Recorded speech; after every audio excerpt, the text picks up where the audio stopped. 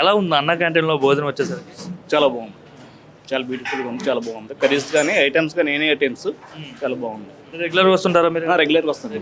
Morning వస్తాను, afternoon night evening time వస్తాను, మధ్యాహ్నం ఆఫ్టర్నూన్ వస్తాను. కంపల్సరీ తింటాను ఏడే. 3 పూటలు వచ్చి ఇక్కడ తింటున్నారు అన్న క్యాంటీన్‌లో. ఉదయం ఏం పెడుతుంటారు ఇక్కడ? ఉదయం ఇడ్లీ, సాంబారు, తర్వాత ఉప్మా, ఇవన్నీ ఐటమ్స్ పెడతాను.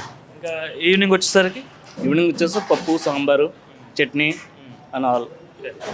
ఎలా ఉంటుంది? క్వాలిటీ ఎలా ఉంటుంది? 5 రూపాయలకు పెడుతున్నారా అనేసి నార్మల్గా పెడుతున్నారా లేక బాగా పెడుతున్నారా? 5 రూపాయలు అనే మాట కంటే అన్నదానం చేయటం అనేది గొప్ప. ముందు 5 రూపీస్ ఉంటాయి. 5 రూపాయలకి టీ కూడా రావట్లేదు.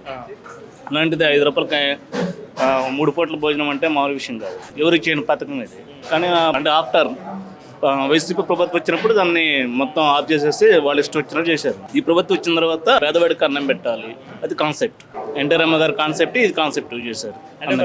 ప్రతి పేదవాడు ఎవరు కూడా ఆకలితో ఉండకూడదు, ప్రతి వాడు భోజనం చేయాలని చెప్పేసి 5 రూపాయలకి అన్న క్యాంటీన్ పెట్టడం జరిగింది కదా.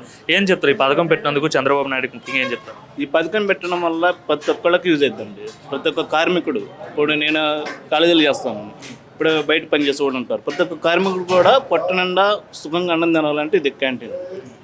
ఎందుకంటే 5 రూపాయలు అంటే ఎవరైనా అడిగితే ఇస్తారు అన్న. ఇప్పుడు బయట 100 రూపాయలు, 110 రూపాయలు ఉంది రైస్ అన్న, ఎవరు ఇవ్వలేరు కదా. అంతా ప్రతి ఒక్క పేదవాడికి కూడా అవసరానికి ఉపయోగపడేది ఏంటంటే రైస్.